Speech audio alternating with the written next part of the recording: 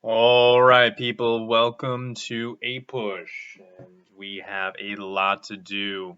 We are going to talk about our period one of history here in this first little lecture.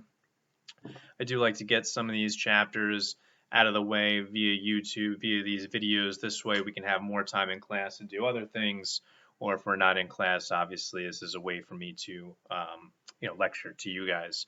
So let's go for it. Chapters 1 and 2. This is summer curriculum stuff here. Let's talk about what we need to know here exactly.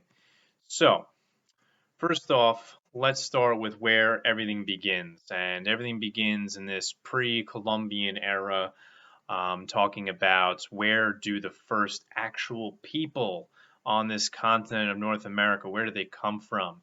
So over 10,000 years ago, way before Columbus, we had people come here across what was called the Bering Straits. And as you can see in the map at the top of the slide there, that is coming from that Asia area all the way across a land bridge that is no longer there, and that's what we call the Bering Strait. Those people migrated down into modern day Alaska, Canada, the United States, and so on. Now, these people, we are going to become what we call Native Americans for obvious reasons. They're the native people here. And there's one thing we need to make sure that we do, or don't do, I should say, when it comes to Native Americans, and that is generalize. We do typically tend to generalize or associate all Native Americans as one big group, but as you can see on the bottom of the slide in that map, there are numerous different tribes of Native American people, and they are very different from one another. Is there one thing that kind of maybe all of them do have in common? Yes, there are similarities and differences, and one of those similarities is the belief in animism, one of your vocabulary terms from chapter 1. Okay, animism, the belief in non-human things such as plants, animals, and so on. That is typically a Native American belief. So just to give you an idea of what makes these Native Americans so different from each other, I'm just going to pick 3 different tribes. I'm never going to tell you that you have to know every single one of those tribes on the maps there, because that would be way too much. In fact, the AP exam rarely even touches on this. Only 5% of the exam is on periods 1, which is for us chapter 1 and 2. So let's briefly run through some of these tribes that are some of the big ones, some of the popular tribes that you should know about and could possibly show up on the exam. The first is the Pueblo people, and they are living in the Southwest, that modern day Texas, Arizona, New Mexico area. Now, environment tends to shape people and where they live and how they live. So these people, the Pueblos, they live in this dry, arid area, and so they're going to develop many different beliefs and many different ways to live than the other 2 tribes we'll talk about in a moment. And one of the things that they do is they use irrigation systems to grow maize. And if you don't know what maize is, that would be corn. Okay, so these guys are going to be farmers. The Lakota Sioux, they're a little bit north of the Pueblo people in the Great Plains area. The Great Plains is the middle of America today. That is where most of our current farmland is today. These Lakota Sioux are going to be nomads. They're going to follow their food. So they're not like the Pueblos who farm. They're going to be hunting the buffalo, who were native to our North American lands here. Finally, the Iroquois, they are going to be located in the Northeast, our modern-day New York, New England area. They are going to have a mix of agriculture and hunting and gathering people within the Iroquois. They're a very different type of Native Americans. They even have a very early form of written rules or constitution, if you will, which is very interesting and not something we typically think of when we think of Native Americans.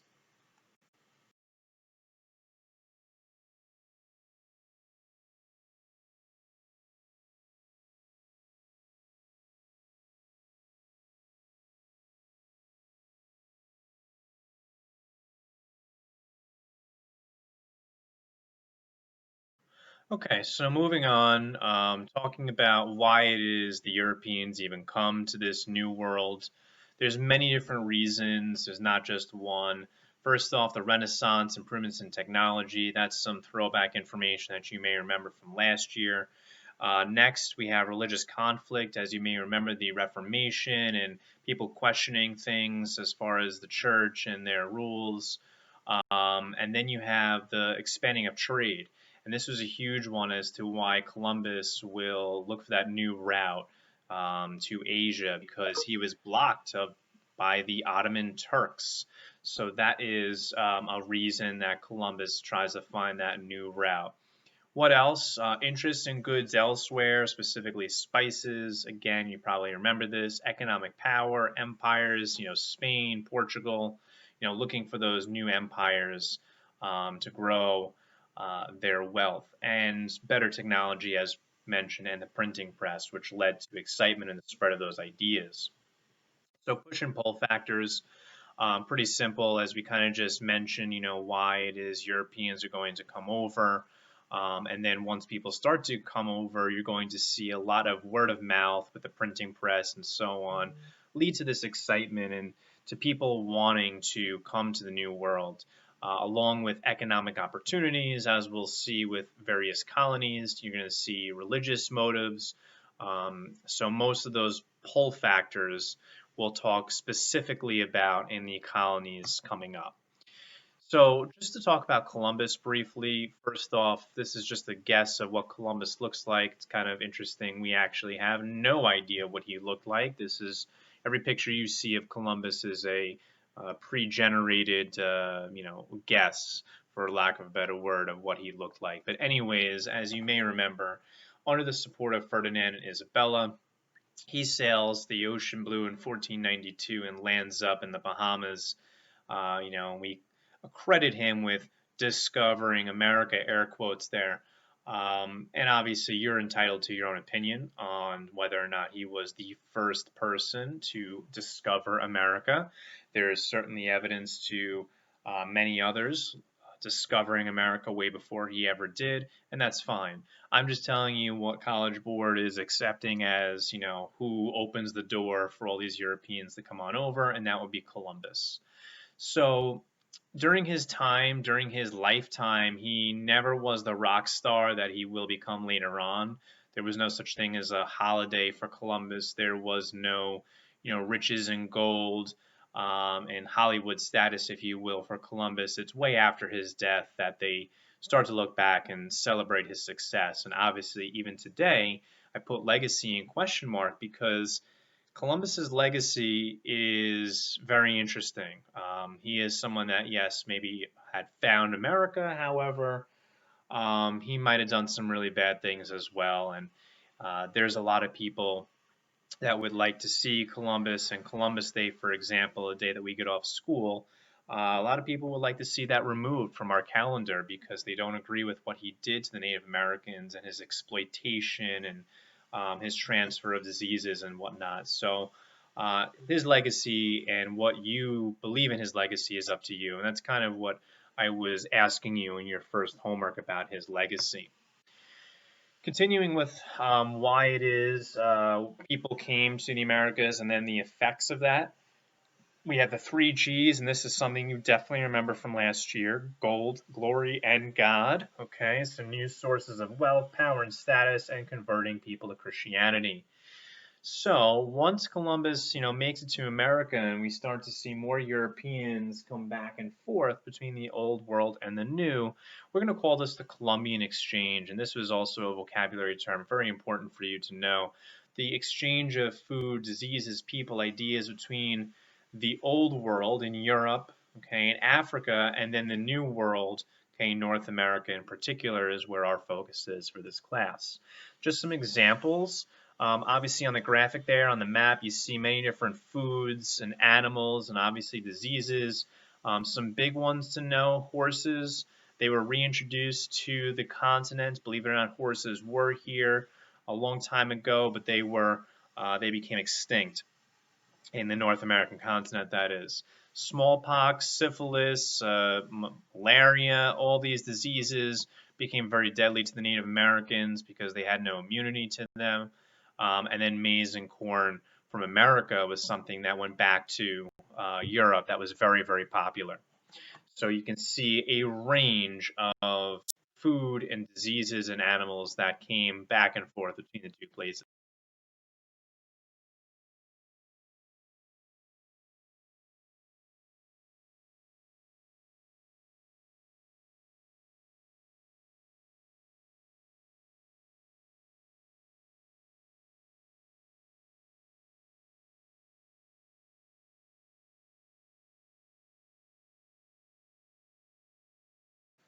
Okay, so let's get into some of these countries that are trying to colonize the New World. The first two we'll mention is Spain and Portugal. Spain and Portugal are the big empires of their time in the 16th, 17th centuries, and then they start to decline. So Spain and Portugal, they have this agreement, and this is by the Pope. It's called the Treaty of Tordesillas, in which Spain and Portugal are given the New World, and they draw a line, they divide it. It's this way: Portugal can have some, and Spain can have some. Now, if you look on that map on the top, you see the line, the Treaty of Tordesillas, and Portugal gets everything east of the line, and then Spain gets everything west of the line. Seems like a really fair agreement, right? Anyways, the Spanish are going to obviously take advantage of having all of this land granted to them by the Pope, and they're going to implement a system, another vocabulary term from your summer homework, and that's the encomienda system. Encomienda system was very, very important for the Spanish colonists because they were granted land and they were also granted the native people on that land to be their laborers. And this is going to turn into an ugly scenario that we'll talk about in a moment. However, they were granted land and people to work on that land. Okay, the Native Americans. Okay, we're not talking about African chattel slavery just yet. We're talking about the Native people being enslaved essentially to the Spanish who are granted this land. So now, when talking about the Spanish, you are going to see some intermingling, and we're going to give some definitions to those interminglings that are going on. The mestizos, they are people of mixed Indian and European heritage, whereas mulattoes are the intermingling of the white Europeans and the black ancestry. Again, the Africans coming over is not just yet. It's going to be a little bit later, and we'll talk about that turning point in a little bit. But for now, the Spanish are coming here, enslaving the Native Americans, and we're calling that the encomienda system. Now, I mentioned that's going to turn ugly for the Spanish because the native people are saying, you know what, enough is enough. And so they're going to rebel in what's called Poppy's Rebellion. Now, Poppy, he is the leader of this little rebellion. In 1680, leads this little revolt to basically slaughter the Spanish.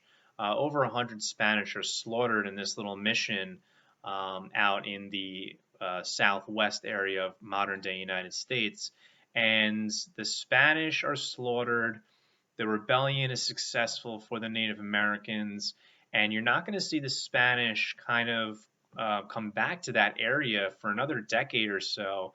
And when they do, you're going to see the relationship between the Spanish and the Native Americans change dramatically in a positive way. The Spanish are basically going to say, okay, we get it. We're sorry, my bad. We did a really bad thing to you guys, and we're ready to make it up. And so after Poppy's Rebellion or the Pueblo Revolt, it's the same thing. It's interchangeable.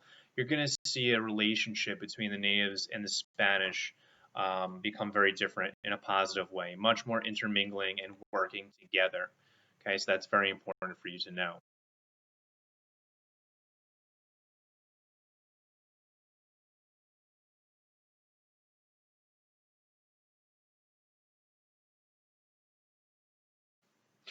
Now, you could see the College Board use a couple of stimuli or documents that could justify or critique what the Spanish did here with their encomienda system and their relationship with the Native Americans. So I do just want to touch upon those. I have seen College Board use Juan de Sepulveda, who his work of art, if you will, The Just Causes for War Against the Indians, kind of justifies the Spanish colonization of the Americas, saying, hey, it was okay for us to do this because the Pope said it was fine because God wants us to find that city of gold, etc., etc. Whereas Bartolome de las Casas, someone that you might be familiar with as well, kind of takes the opposite approach and says, no, this was not very good what the Spanish did to the native people. They were exploited, and this is certainly something the Spanish should be ashamed of. So just be aware there are two sides of the story here. An AP or College Board, I should say, could and will use such um, sources when talking about this topic. And we'll get to that lady on the slide in a moment. Now, wrapping this all up, Spain and Portugal are not the only empires that come over to the New World. We will talk more about England, a little bit about the Dutch coming up in the next lecture. But be aware that the Spanish, the French, the Dutch, the English, okay, they're all in the mix here. They are all coming over to the New World, and they're going to grow their empires for those reasons, as we mentioned earlier. And we'll focus more on the other empires as we get to chapters 3 and 4. Why are they all doing it besides the 3Gs, besides the advancements in technology, trade, etc.? You have to know mercantilism, okay? And that's, again, another term that's probably from last year that you should be aware of, you should know by now, and that is that colonies exist to enrich the mother country, okay? Why is it that Spain and England and France, why do they have these colonies in the New World? It's because they want the raw materials, the resources, and do they necessarily care about those colonies? Not so much, okay? They are simply trying to bleed them dry of their resources to, pay the crown, to pay the mother countries and, live off them. Okay, so that is our chapters 1 and 2 from the summer. This is our period 1 of history. We have 9 periods in total this year. We have 30 chapters in total within those 9 periods. We'll talk more about how the periods are broken up. However, hopefully this was able to help you. Feel free to give it a like or subscribe if you will. We will do more of these throughout the year. And other than that, have a wonderful day.